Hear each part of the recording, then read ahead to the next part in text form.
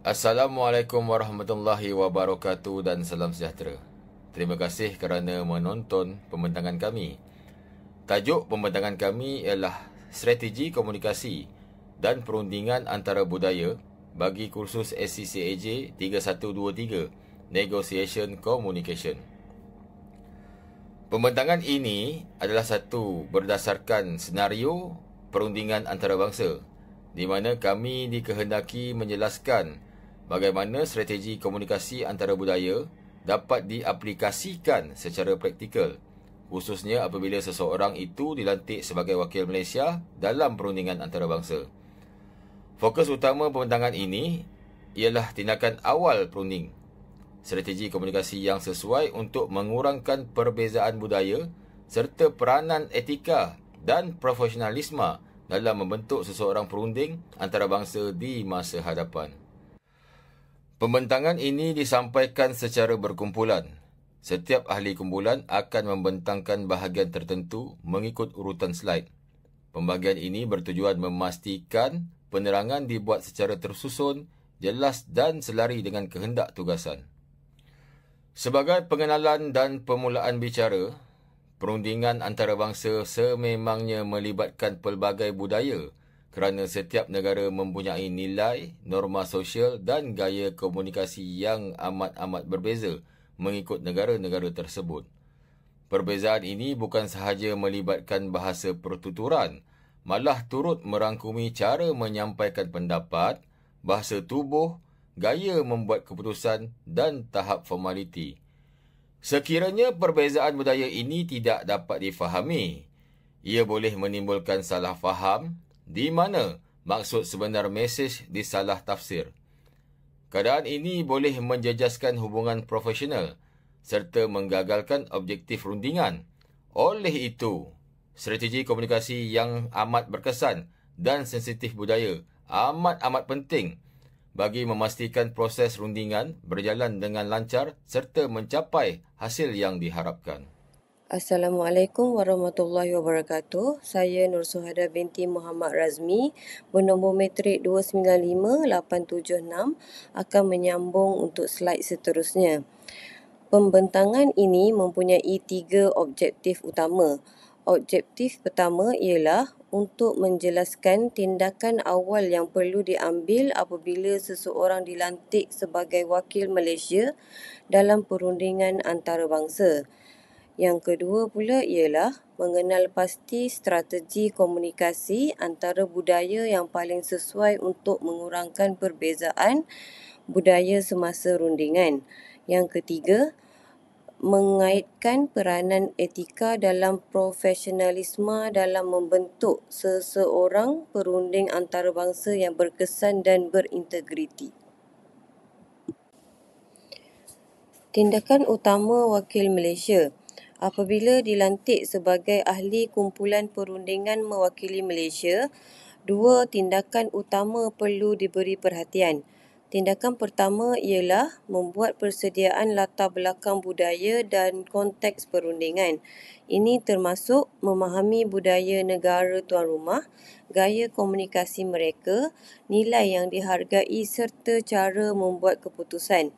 Selain itu, perundingan juga perlu memahami objektif rundingan, agenda mesyuarat serta kepentingan negara yang diwakili.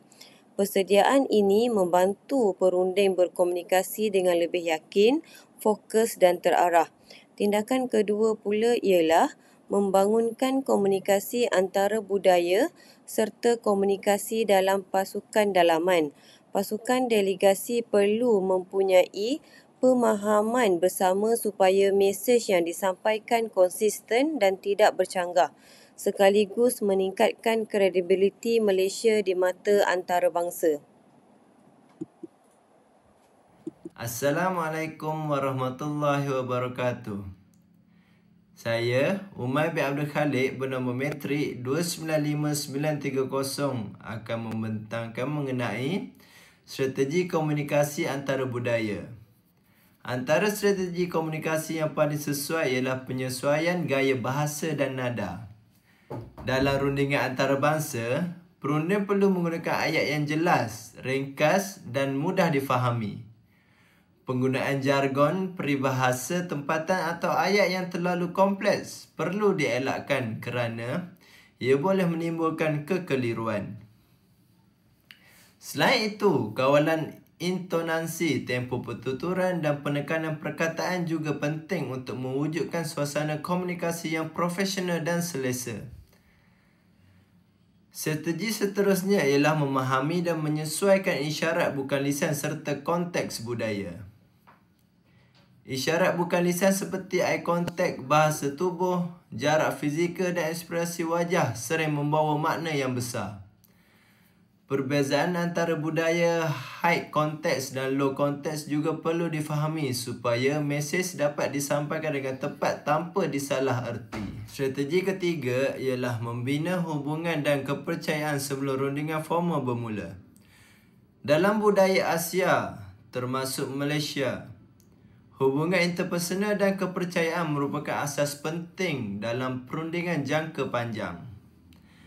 Perkenalan awal, perbualan santai dan aktiviti ice breaking dapat mengurangkan jurang budaya serta ketegangan awal antara pihak yang berunding. Apabila hubungan baik telah dibina, pihak lawan akan lebih terbuka untuk bekerjasama sekaligus memudahkan proses mencapai persetujuan dan kerjasama jangka panjang.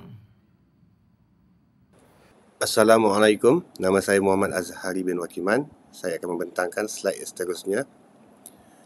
Etika dan profesionalisme memainkan peranan penting dalam membentuk seorang perunding antarabangsa masa depan.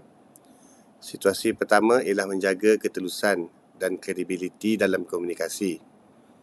Perunding perlu menyampaikan maklumat secara jujur dan telus serta bersedia menjelaskan maksud sebenar jika berlaku salah faham. Sikap ini membantu membina kepercayaan serta reputasi profesional sebagai wakil Malaysia. Situasi kedua pula ialah menghormati kepelbagaian budaya dan mengelakkan stereotip. Perunding perlu bersikap terbuka, adaptif dan menghormati gaya komunikasi pihak lain tanpa mengorbankan identiti budaya sendiri. Pendekatan ini bukan sahaja mengurangkan konflik, malah meningkatkan keberkesanan rundingan. Sebagai kesimpulan, strategi komunikasi antara budaya sangat penting dalam perundingan antarabangsa. Persediaan awal, penyesuaian komunikasi serta pematuhan kepada etika dan profesionalisme merupakan faktor utama yang menentukan kejayaan sesuatu perundingan. Seorang perunding yang profesional, fleksibel dan berintegriti bukan sahaja mampu mencapai objektif rundingan, malah dapat membina hubungan antarabangsa yang kukuh dan berkekalan. Sekian sahaja daripada kumpulan kami. Terima kasih.